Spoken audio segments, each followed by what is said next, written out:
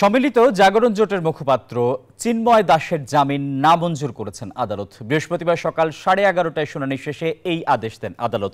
শুনানি ঘিরে আদালতের ভেতরে বাইরে মোতায়েন করা হয় র্যাব, পুলিশ, বিজিবি ও সেনা সদস্য। 31 অক্টোবর চিন্ময়ের বিরুদ্ধে জাতীয় পতাকা অবমাননার অভিযোগে রাষ্ট্রদ্রোহ মামলা করেন বিএনপি নেতা ফিরোজ খান।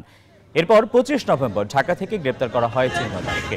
তার অনুসারীদের সঙ্গে সংঘর্ষে নিহত হন আইনজীবী সাইফুল ইসলাম আলিফ।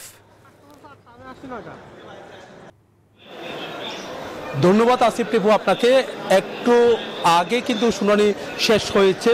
চিন্ময় কৃষ্ণের যে জামিন চাওয়া হয়েছিল, তো চিন্ময় কৃষ্ণের আইনজীবীরাও কিন্তু এখানে হাজির হয়েছে। একই সাথে আমরা দেখেছি এখানে তো এখানে রাষ্ট্রপক্ষের আইনজীবীরাও ছিল, তবে জামিন নামঞ্জুর করা হয়েছে। আমার পাশে আছেন রাষ্ট্রপক্ষের আইনজীবী আছেন মুরাদ মাওলা। আমরা একটু জানতে চাচ্ছি, জামিন শুনানি নামঞ্জুর হলো, আর এখানে কিন্তু আসলে চিন্ময়ের আইনজীবীরাও উপস্থিত ছিল।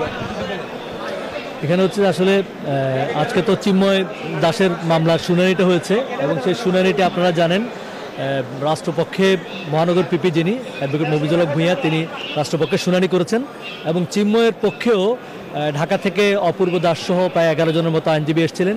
তারা আজকে শুনানিতে অংশগ্রহণ করেছেন। প্রায় আধা ঘন্টার মতো শুনানি হয়েছে এবং দুই পক্ষের শুনানি আনতে আদালত চিন্ময় দাসের জামিন নামঞ্জুর করেছেন।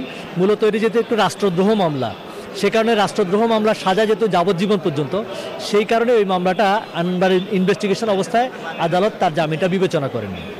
আসামি পক্ষের আইনজীবী যেমনটা বললো, তারা উচ্চ আদালতে যাবে।